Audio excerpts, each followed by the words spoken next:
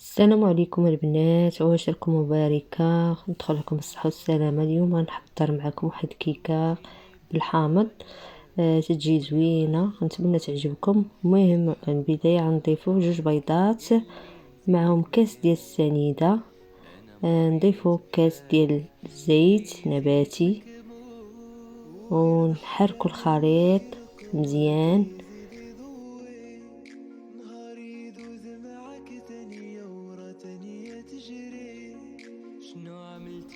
حركوا الخليط مزيان تيتجانس العناصر كامله، ومن بعد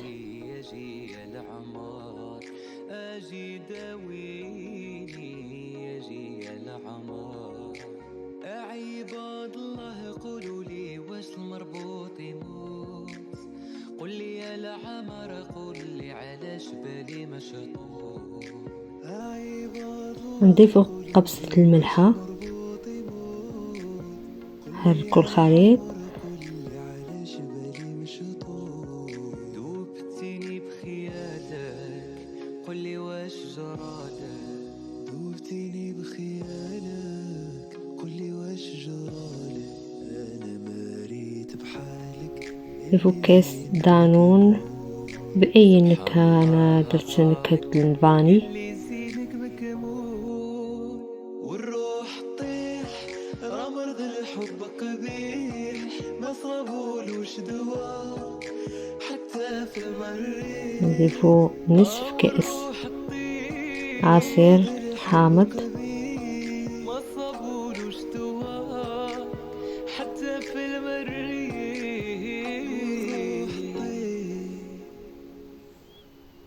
ونحركو مزيان خليط.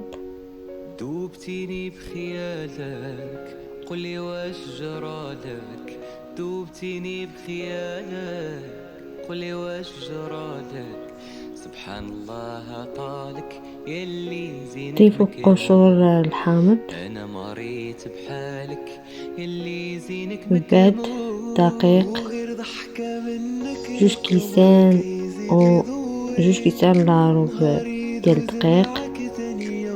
المهم دقيق على حسب خليط دقيق تيكون مختلف النوعية.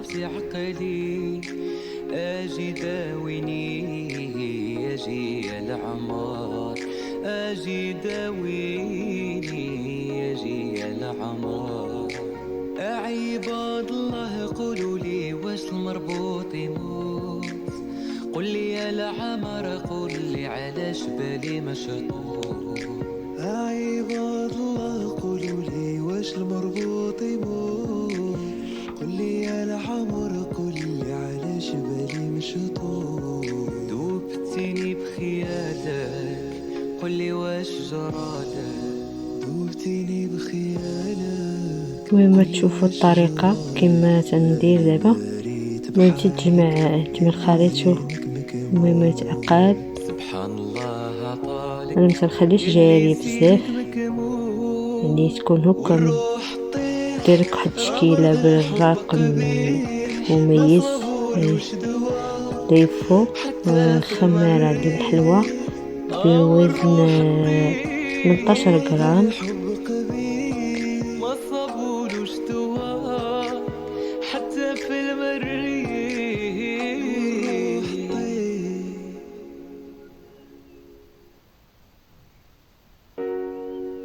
دوبتيني بخيالك قل لي واش جرالك، دوبتيني بخيالك. المهم انا خليت الفيديو عادي باش تشوفوا كلشي المراحل كما هي. المهم نجيبوا اي مول عندكم. المهم انا جبت هذا المول الطويل، هو اللي غنستعملو اليوم. غنكب نصف الخليط،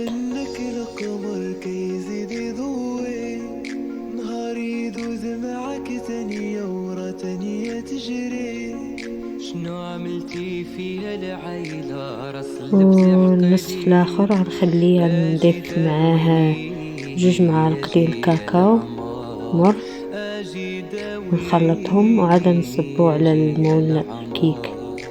عباد الله قولوا لي واش المربوط يموت، قل لي يا العمر قل لي علاش بالي مشطوط. عباد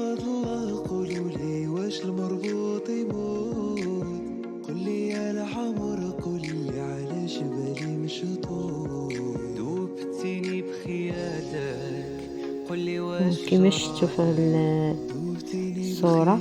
ونخلطوا الخليط اللي ما تبقى بالكاكاو ونصبه ان شاء الله في المول، ومن بعد ندخلوه على الفرن الغازي. انا الفران الغاز نشعلو ديريكت بارد يعني، وتنقص عليه العافية، تكون عافية مهيلة. والروح تطير رمض الحب قبيل ما صابولوش توار حتى في المريخ.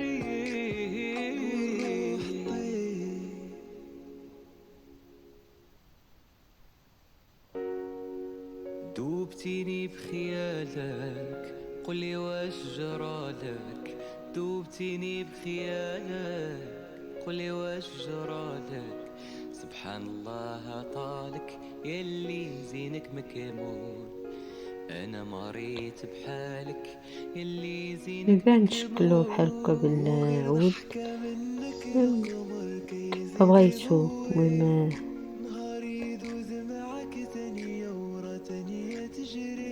دابا ندخلو الفران، من بعد من طابت هاك يجي الشكل ديالها، تيجي الشكل زوين ولذيذ.